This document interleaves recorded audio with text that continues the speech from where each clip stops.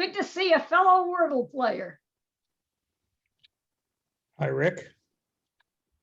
Got some people here that I'm friends with online, which is awesome. Got Cape Cod, we got Haverhill. Oh my God, this is wonderful.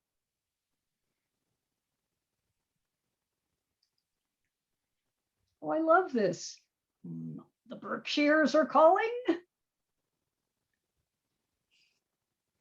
Trying to see who the farthest person away is.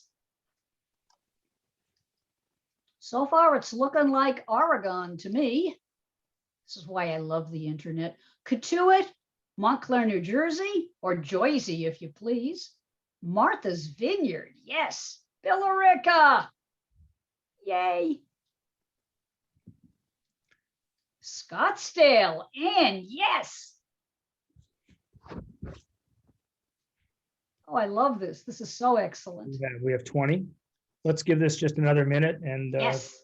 I'll start things off. Oh, we're so glad you guys are here. I love this. This is so amazing. I mean, I'm no fan of Zoom, but the one good thing about it is it has enabled a lot of us to give talks and presentations or attend talks and presentations that we never would have otherwise. I mean, I gave a talk to a conference in England. My university is a small university. They're not going to spend $3,000 for me to go to England, if you know what I'm saying.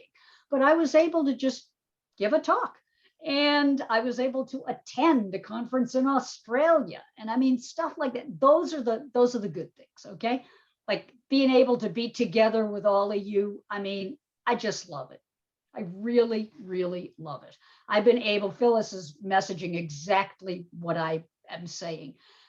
So many concerts, so many lectures, so many opportunities. I mean, Brian, people that just like see each other on Twitter, and now all of a sudden, here we are, you know, maybe you're interested in the topic, maybe you're not, but you can like see your friends. I'm not talking about you. I'm just saying I've shown up at things where it's just like, maybe it's not the topic of my choice, but I've been reading this person's stuff for years. And it's just so cool to be able to just be there. So yeah, I feel profoundly grateful. Okay, let's get started.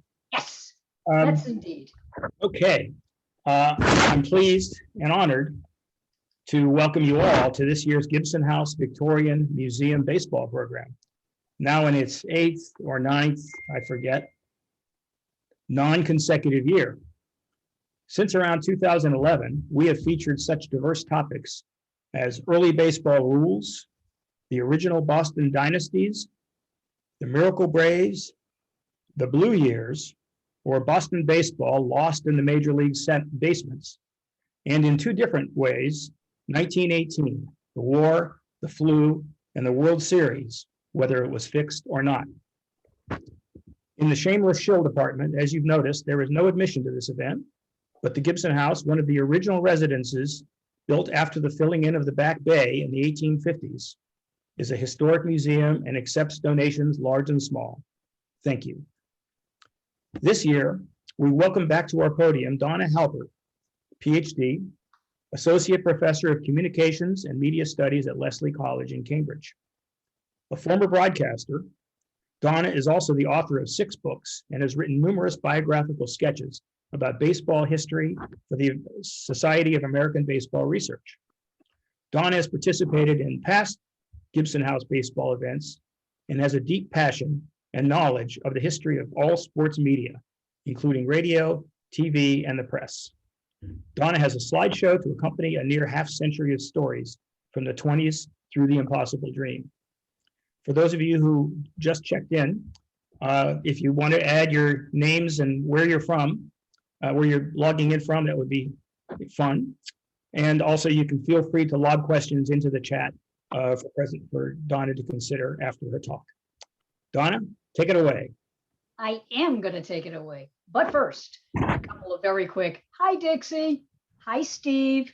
And thank you so much to all of you. We're seeing just this wonderful range of people showing up. I couldn't be more grateful. I'm going to say what I often say at the beginning of a talk. I'm a cancer survivor. I'm 7 years cancer-free. I'm not supposed to be here, but I'm here. And I am profoundly grateful that you are sharing an evening with me, giving me a chance to talk about one of the things that I love the most, which is baseball, but also talking about popular culture, the arts, the music industry, radio, and all of these other good things. Thanks for being here. I hope you will enjoy the talk, and I hope you will find it informational. Feel free. You are muted, and that's as it should be because outside noise being as it is. But at the end of the talk, I invite you to, like, as we're going along, drop your questions in the chat. We will be monitoring the chat. We will stop down. We will happily answer questions. And for those that are watching this later, because there were a couple of people that said they couldn't be here, my email is very public. It's DLH, which is my initials, Donna Lee Halper, DLH at donnahalper.com. If you're seeing this later and you're, oh my God, I wanted to ask about such and such, fine, shoot me an email. Those of you that know me, you know I always answer my email. So let us see if in fact we're very fortunate tonight, because technology being as it is, I'm going to try to share my screen. And if things go the way I want them to, I'm not making this large just yet. Can you see anything? Can everyone see something? Can you see my screen? Yep. Oh, good. That's a good thing. So let me start with this screen, okay? I'm going to enlarge. As you can see, this is Fenway Park. Now, this particular shot changed on a regular basis. And the reason it changed on a regular basis is because from the time Fenway Park opened up in 1912, everything was for sale. Don't you love commerce? They put signs on the outfield fence. They put signs on the stands. They put stands. I mean, if they could put a sign somewhere, they would. Capitalism, it's a beautiful thing. And so it was that in this shot, which this particular picture comes from 1942, but we know for a fact that this sign was up as early as the 30s, okay, with gem blades and with Lifebuoy soap. And back in those days, the Red Sox were not doing so well. And the standing joke was, yeah, the Red Sox use Lifebuoy and they still stink. And there you have it. Now, before radio and TV came along, what did you do? You read about baseball. And there were a number of newspapers, like the Clipper, and there were a number of magazines, like the Baseball Magazine, except this was, thank you very much, the Baseball Magazine, okay? And it was owned and operated by Jake Morse. Jake was a fascinating story. He was a local sports writer. He also helped to manage a minor league team. He wrote for the Boston Herald for years, just a legend in Boston sports writing. And then he founded the Baseball Magazine. There are very few copies of it in existence. I got one at an auction. I am so glad to have one. The big debate in 1908, should baseball be played on Sunday? And there was a debate between a reverend and a rabbi in the pages of this magazine about whether baseball should be played on Sunday, because of course you were supposed to be in church and you shouldn't be at a ball game. Lots of people decided they'd rather be at the ball game. In fact, in that era before radio, the only thing you could do was stand out in front of your favorite newspaper and wait as the telegraph operators would Morse code in what the scores were, the play-by-play, and a guy with a megaphone. Every now and then it was a lady, but most of my research tells me it was a guy. And he would come out with his megaphone, jokingly called Megaphone Man, and he would yell, oh, 3-2 at the end of the second inning. And then he'd go back inside and everybody would stand out waiting from about 1909 on, some newspapers had an electronic scoreboard, and they would like flash the balls, the strikes. They'd get all this information from the ballpark telegraphed to them. If you couldn't go to newspaper row, if you couldn't stand out in front and wait for the score, and by the way, this one basically shows a bunch of guys, but in the background, this is a much larger picture, and you will see some women standing out there also waiting to find out who's winning, who's losing. This is from October 1911, World Series, New York, but you could have found this in just about any city, including Boston. And the telegraphers were a really big deal back then. In fact, many reporters had their own telegraph operator, and they would travel with that telegraph operator because they really trusted that person. And it became really important to get those scores and get that information back to the newspaper. But it wasn't until 1920 when radio comes along. You may have heard that KDKA was the first radio station. It was not. It was probably the second or third. But Westinghouse had a massive publicity department. They did everything they could to promote the idea that KDKA was the first station. Not really. But KDKA sold receivers. And this is going to become really important to the history of baseball on the radio. By the early 1920s, instead of standing at newspaper row, you can do what these kids in this magazine are doing. Oh my God, somebody in that house has a radio, and we can like go there and we can stand out back and we can listen to the game. The first World Series telecast, 1921, the first broadcast of a baseball game that we know about, 1921. And let us go back to Pittsburgh, because this is something that we can give credit to KDKA for. They absolutely did broadcast the first baseball game that we know about in August of 1921. But by 1922, there's a whole bunch more games on the air. By 1923, there's even more. And suddenly, you don't have to stand out on newspaper row. You don't have to wait for a magazine. Newspapers are coming out every 2 or 3 hours back then. But you can get the game instantly, in real time. Radio is the first mass medium that takes you to an event in real time. And one of the events it starts taking you to in 1921, 1922 is baseball, but not in Boston. In Boston, the first game that gets on the air doesn't get on the air until 1925. And it's a Boston Braves game. And it was kind of accidental that it got on the air. A long story better told some other day. In Boston, the Red Sox don't allow the play-by-play of a Red Sox game to go on the air until April 13th, 1926. You see, there was a myth back in those days, and it wasn't just baseball executives that bought it.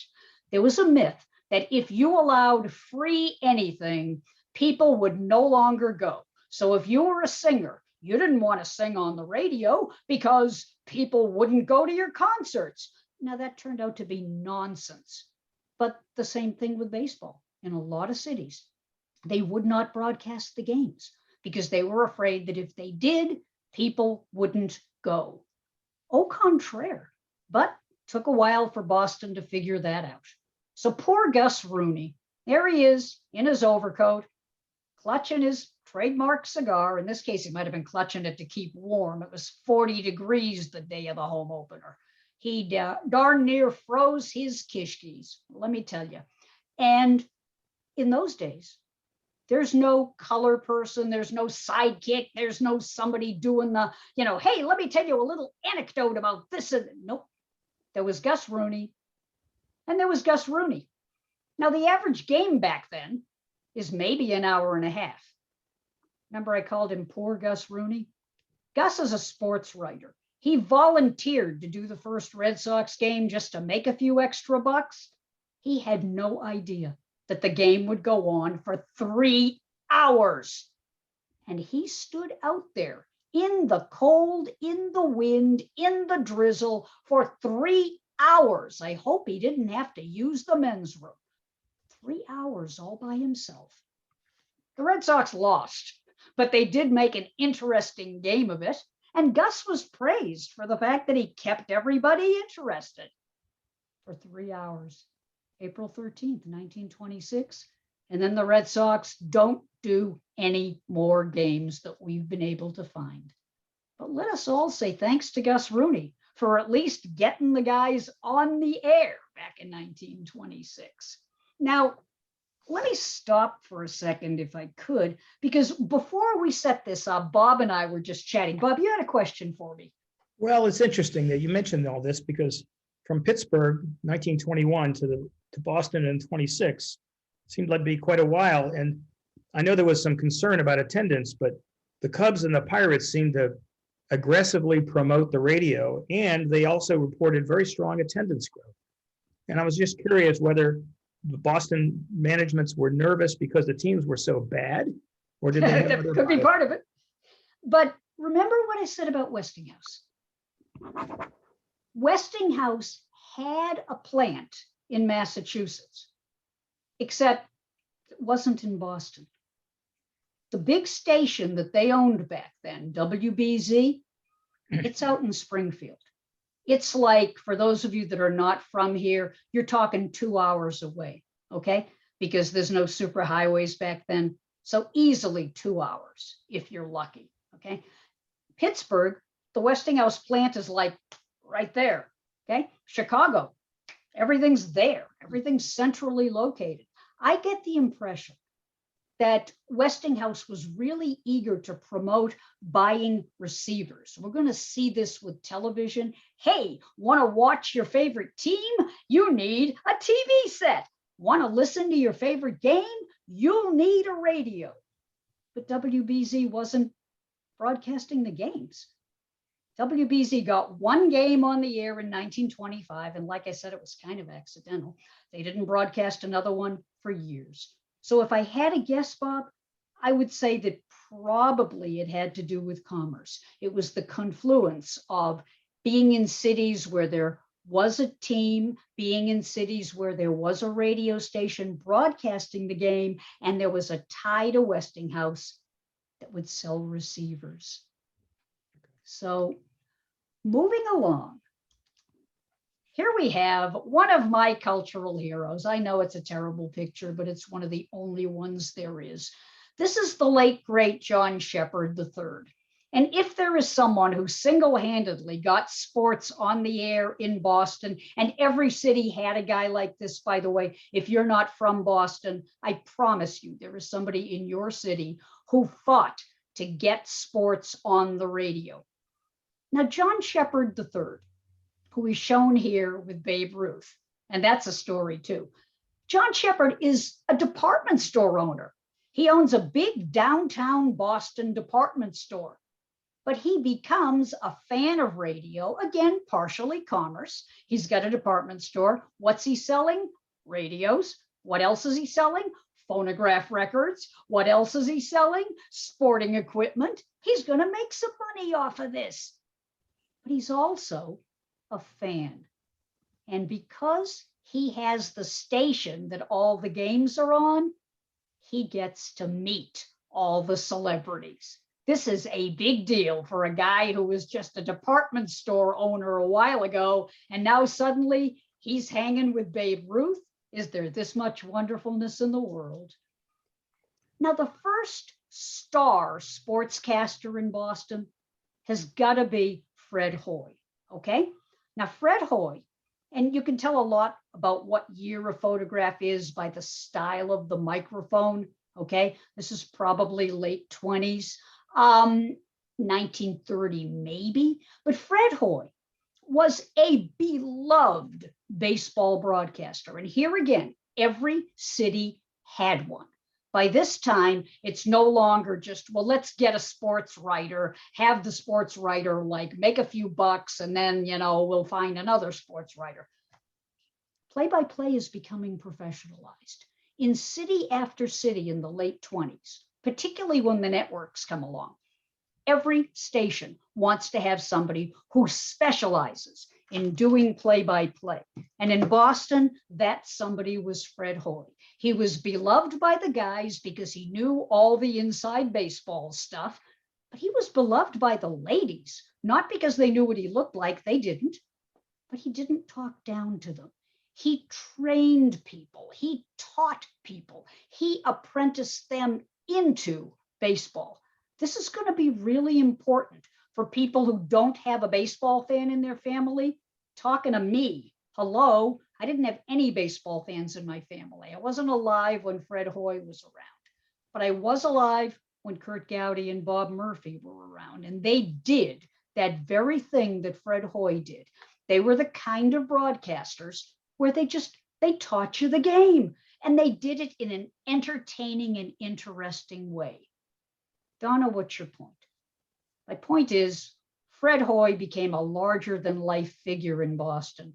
Oh, did I tell you? Fred Hoey had a little problem with the sauce, by all accounts.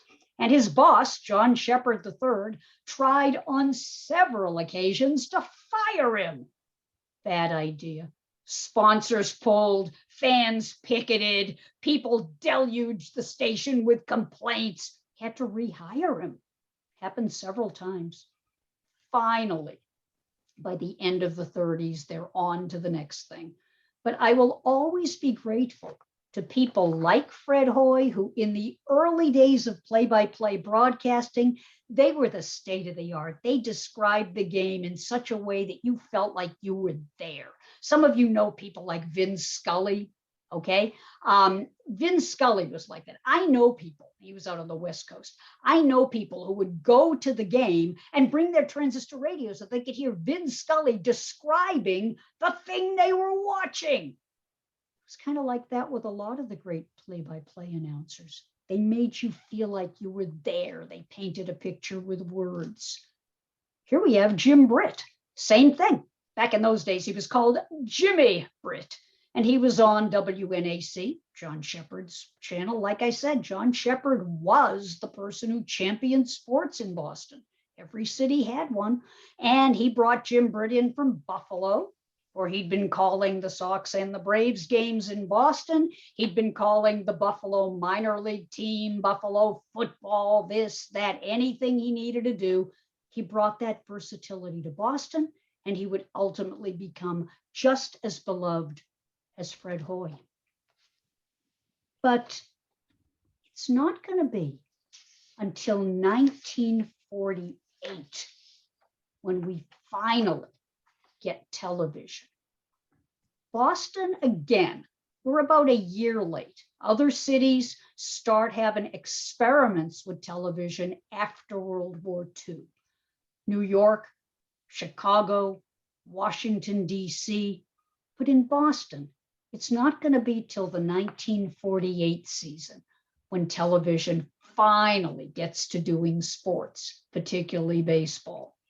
Now, at first, no one knows when this is going to happen. WBZ Television is the station that gets on the air first in this town, June 9th, 1948. WNAC, Channel 7 back then, they get on the air second, and they alternate.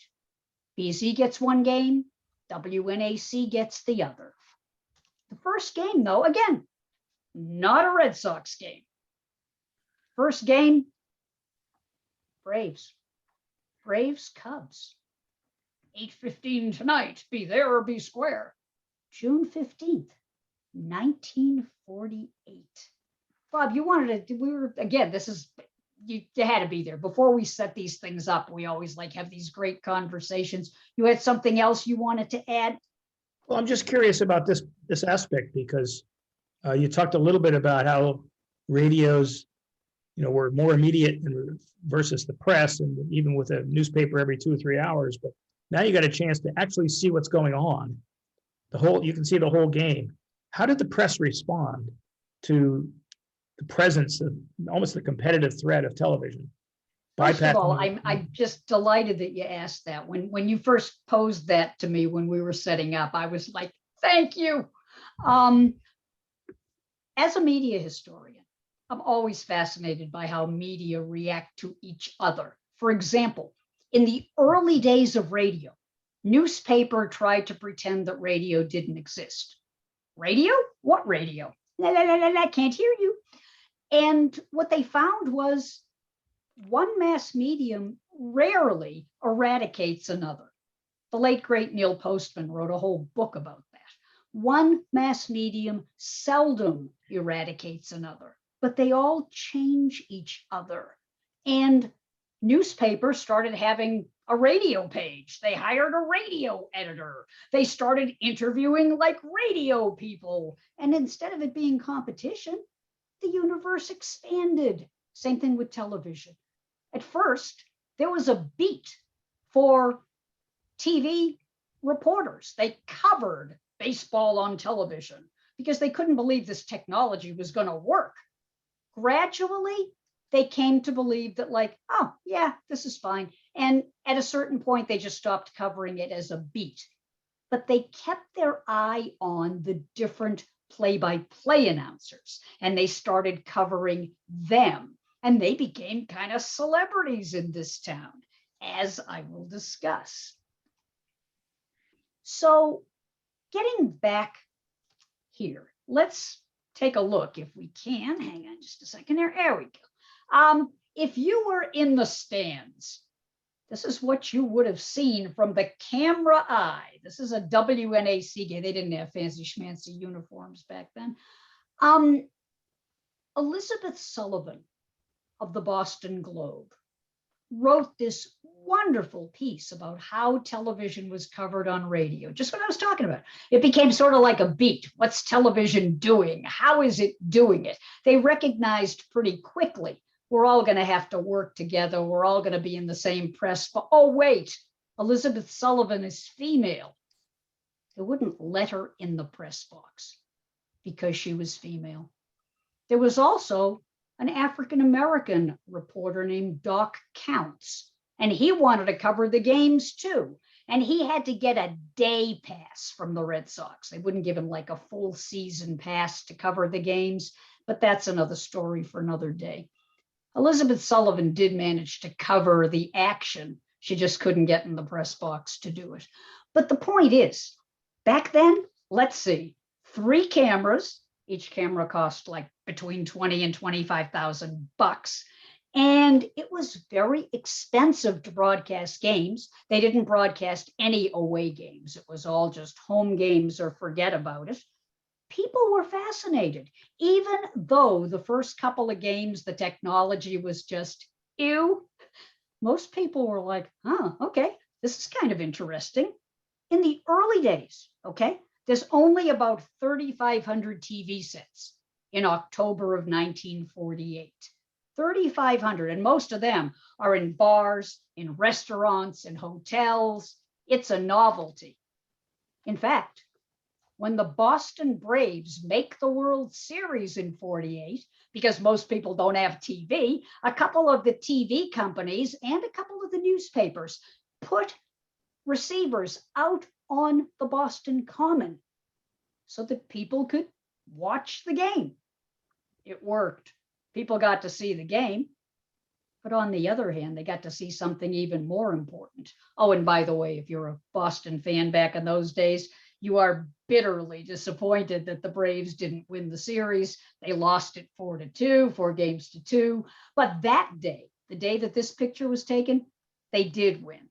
They won 1-0, as a matter of fact. Pitching duel between Johnny Sain and Bob Feller. Oh, I wish I could have seen it. I was 1 year old at the time. But it was pretty amazing if you were there. After this happens, after the World Series, after people are out on the Boston Common, between then and only a few months later, we go from 3,500 TV sets to 96,000 TV sets. In fact, by 1952, there's going to be over 1 million And sports are going to be like advertised. This one shows hockey, but I could find you one that shows baseball. It's like, hey, you want to be able to have a TV set so that you can see all the action. $299. Oh boy. Now, one of the things that baseball on radio and TV becomes very good for is former ball players that need jobs. Bump Hadley, God bless him. He was a pitcher for the Yankees. And in 1942, okay, May of 42 to be exact, he joined WBZ Radio after his playing days.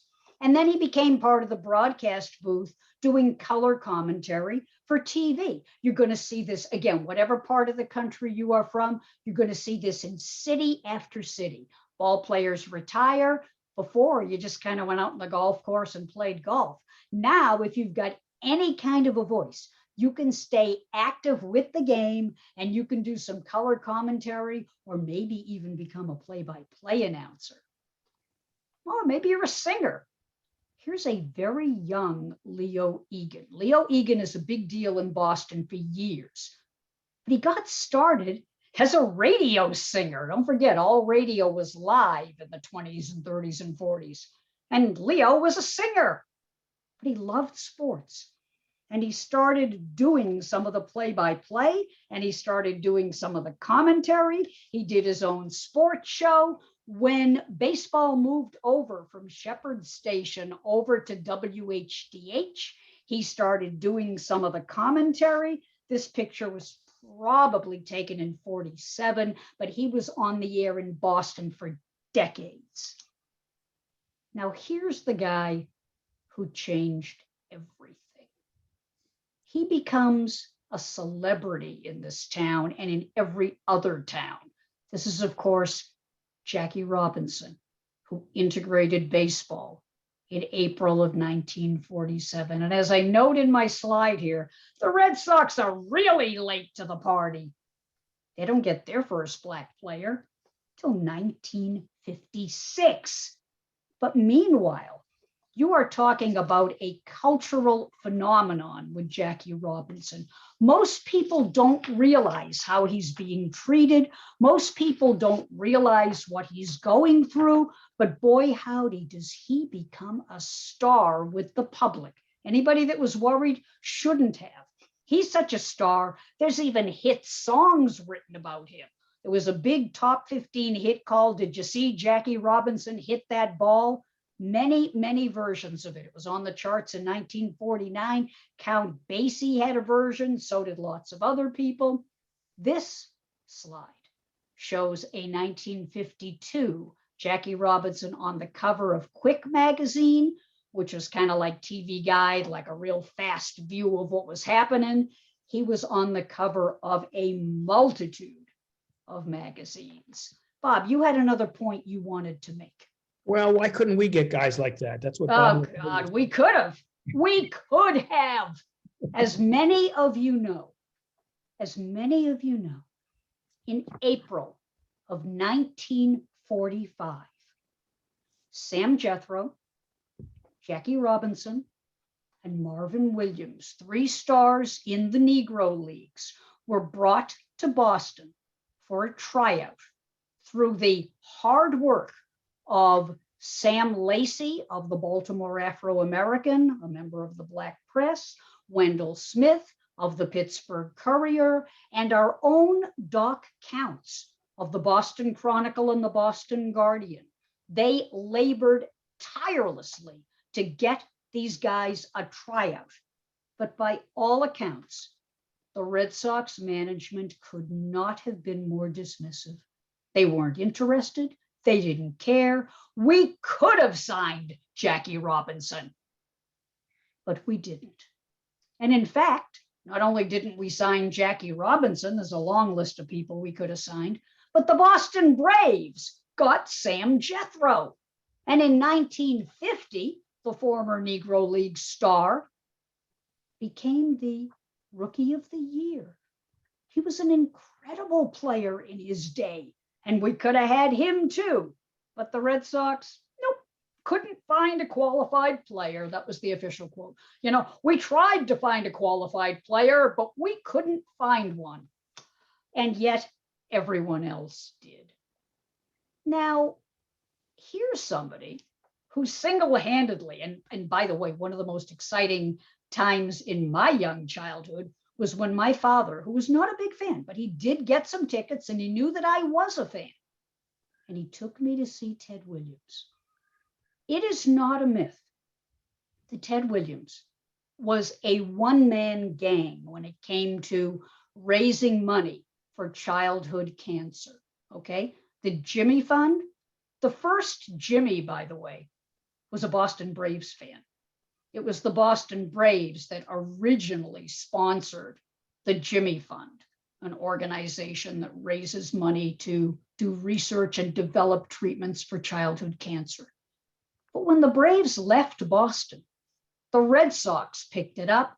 Ted Williams had been a big supporter for years, okay? Now, Ted Williams was known to be prickly. He was known to be hard to get along with. Most members of the press didn't get along with him, but he was one of the great hitters of forever. And he also really had a soft spot for the Jimmy Fund, raised millions for the Jimmy Fund for years. Now, as I said, when I was growing up, I had the privilege of listening to some amazing play-by-play announcers. And one of the ones that for me was among the most amazing was Curt Gowdy. He was from Wyoming, and he got his start really in Oklahoma, working in Oklahoma City.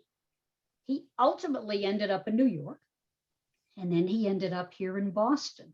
In 1951, went on to a very long career, but he made his debut here in Boston in April of 51.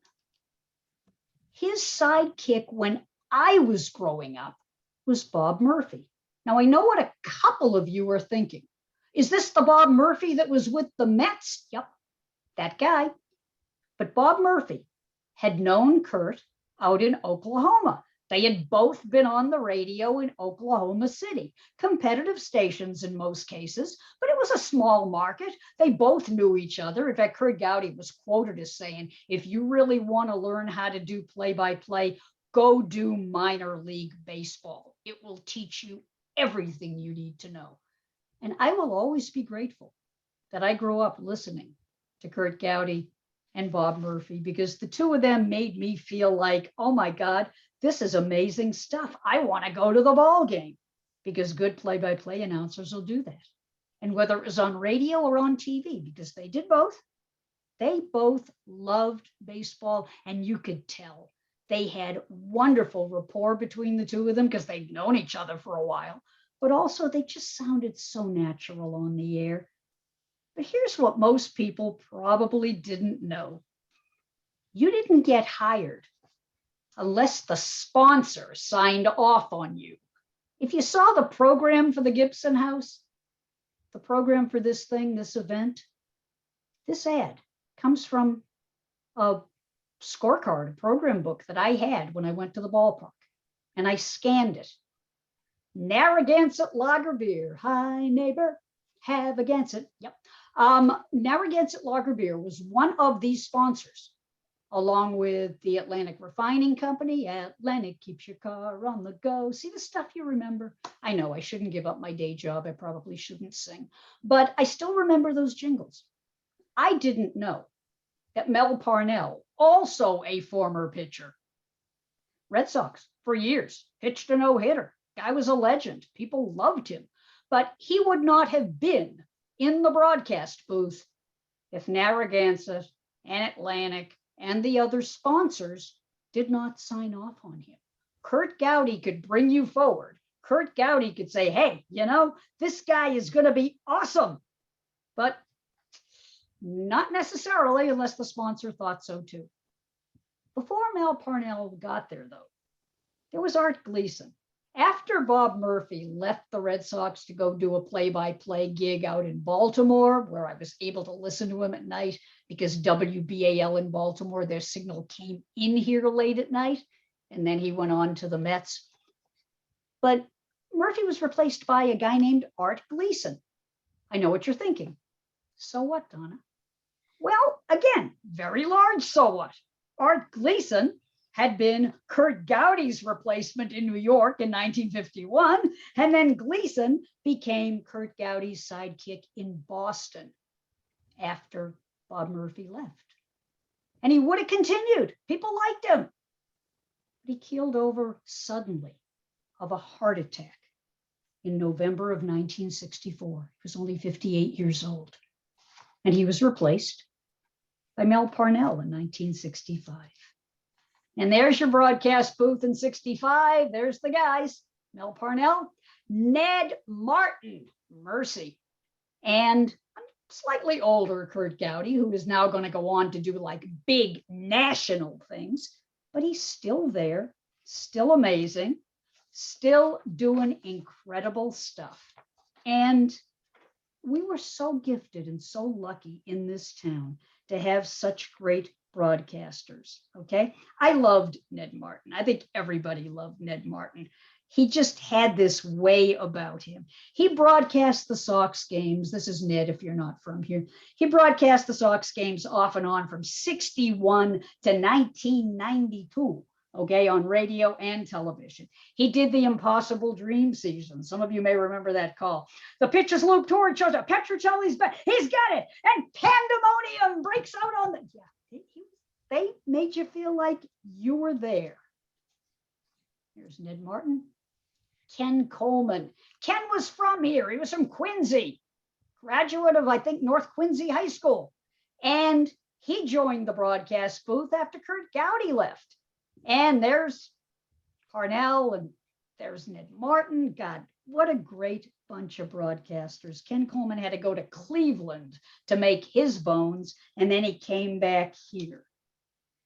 And of course, 1967, the Impossible Dream season, Carl Yastrzemski. Carl Yastrzemski becomes a pop culture icon, just like Jackie Robinson had. We had a morning man named Jess Kane who was on the air on WHDH radio, and he did a song. You can still find it on YouTube. Carl Yastrzemski, Carl Yastrzemski, Carl Yastrzemski, the man that we call Yes, we love him. And everybody was singing it. Carl Yastrzemski had quite a year in 67. He hit 326, 44 home runs. Oh my God, there was nothing he didn't do. And the play-by-play announcers took you to those games on radio and on TV. But there's a couple more things I want to say, and I hope I'm not going long. This is the era, the 60s, when you're not only watching, you're not only listening, you're venting. Guy Manella, and this is like a one-of-a-kind photo. I'm amazed I was able to get a copy of it. Guy Manella debuted a show called Calling on All Sports on WBZ Radio in 1969. This is the era when we're starting to get sports talk radio, when people want to call in and talk about the game they went to or didn't go to, as the case may be, when people want to vicariously coach the team or manage the club, or, you know, how come he put that guy in and not this guy, and so on and so on. This all starts here in the late 60s. And in 69, we get the Sports Huddle, first on WUNR, then on WBZ with Mark Whitkin, Eddie Andelman, Jim McCarthy. Jim just passed a little while ago. Sports talk radio to this day is still massively important in most cities. I want to close with this. This is your humble servant doing a press box tour in 2008. When I was a kid growing up, I wanted desperately to be a sportscaster. I was told that girls couldn't do that. I wanted to be a sports writer. I was told girls couldn't do that. Oh, my brothers and sisters, it would not be until 1979 that Major League Baseball finally passed a ruling that women could go into the locker room, into the press box, into anywhere they needed to go. Many women had tried. There was no one central policy until 1979. But I will always have fond memories of radio broadcasting baseball, of television broadcasting baseball. There is nothing that brings people together more than baseball. And I cannot thank you enough for letting me talk about it. Bob, did you have any other questions you wanted to ask? Because otherwise I'll just go to the chat. Just thought I'd lead off the Q&A, and maybe I should ask the questions out of the chat just because there were a lot of interesting commentaries and a couple of questions. Okay, well, may I first just thank everyone. Was I okay? Was I halfway interesting? Did I do all right? You're doing Thank great. you. No, really, this is like, I don't usually do them on Zoom. I usually do them in person. Yeah. So thank you so much for being with me. I will take your questions. I bow before you. You are what it's all about. Let me start off with just one comment. It's just interesting in the entire United States that the Boston stations, probably approved, as you say, by the sponsors and the Red Sox, hired two of its highest profile broadcasters from the hated Yankees. I know. Any thoughts? Truthfully, I don't think it was just because they were from the hated Yankees. The Yankees had the biggest media market in the area. Okay. Yeah. I mean, you're talking about like a #1 most populated place.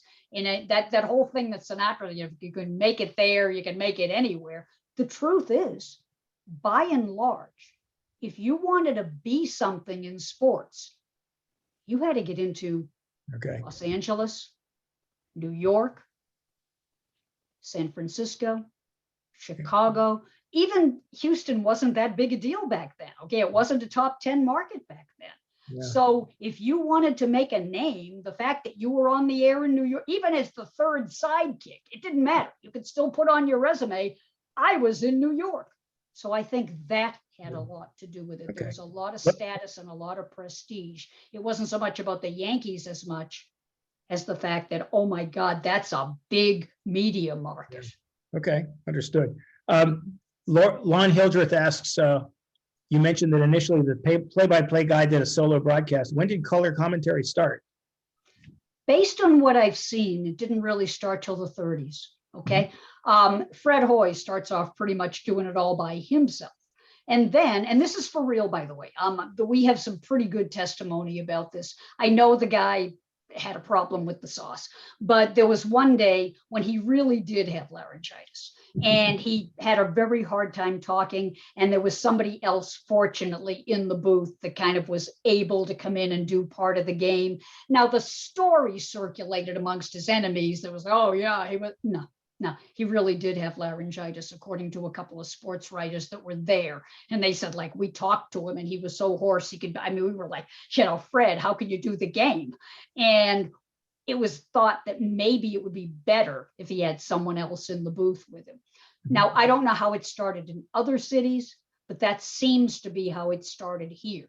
And it turned out that it did very well with people. And the announcers liked it. I mean, the owners didn't. They had to pay an extra person. But the announcers were like, oh, please, I beg you, in a long game, having to talk, just me for 3 hours and do live commercials. Oh, God. So, yeah, it was a winning strategy by the mid 30s to the late 30s. Pretty much we're seeing more teams, more like broadcasting teams. I see. I don't see any other questions, but does anybody want to lob one in? Maybe give it a minute. Or is there anything else that I can tell you that I didn't already? I was trying very hard to stay within the parameters because there is a part 3 coming along, but I did want to make sure that I stayed here. Let me ask you a question. Okay. I have one question. Was TV good or bad for the minor leagues? Yes. No, I'm very serious. It depended on the city. There were some cities, Pawtucket. Minor league baseball didn't hurt it at all. You kidding me? I mean, there were an awful lot of people who wanted to go see some of these up and coming players. I got to tell you, we had a team called the Lowell Spinners. Yeah. I just thought it was so fun to be. Every seat is a good seat. I mean, agreed. It's not going to be the next Babe Ruth or the next Ted Williams or, the next Pedro Martinez or David Ortiz. But you're going to see a lot of up and coming talent just trying to make it, just scuffling. It's a different kind of ball. And in some cities, including Oklahoma City, where Gowdy and Murphy were, television not only didn't hurt, it helped. It attracted more attention. People, hey, that guy's pretty good. Yeah, that manager, yeah, I think that manager's going to go places. You know, people wanted to be there. So I really think it varied. There were some parks that were just like, ew, you don't want to go. There were others, hey, but there were some major league parks that were like, ew, you don't want to go. I know we have a couple of Rush fans here, the ball player, not the rock band, not the talk show host. And when I'm thinking ball player, I'm thinking Geddy Lee, the lead singer of Rush, huge baseball fan, got me into the Toronto Blue Jays. I'm a Red Sox fan, of course, but I also followed the Orioles when Bob Murphy was there and the Toronto Blue Jays, because again, I just like baseball. I just like baseball. And I went to Exhibition Stadium. Oh, I mean, not the greatest place to see baseball. It's up in Toronto. I mean, if you like seagulls, you know, they'll be sitting right in the stands next to you. If you like seagulls, they were everywhere. But there were just some parks that were just such fun to be at. And by the way, props to Geddy Lee of Rush for donating a humongous collection to the Negro Leagues Museum in Kansas City. God bless him, okay? And I'm delighted that the Worcester games, Worcester is about an hour from here if you're not from here. That's where the minor league team is right now. They're broadcasting, I believe, some of those games, and God bless them, okay? I really do believe if we're going to bring in the next generation, if we're going to teach young people that baseball is still viable, broadcasting stuff from the minor leagues is a great way to do it, because you really do see that young talent. And maybe there's people thinking, I could do that. I really want to do that. Interesting. All right. Well, and yeah, Exhibition Stadium was a football. It was a football there. It wasn't even good for that. Okay. Well, thank you. Anything else I can tell you?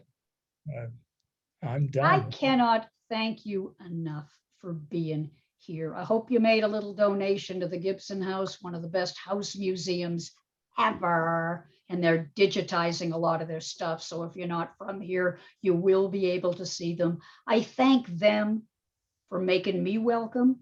I thank Bobby for being just a wonderful co-host.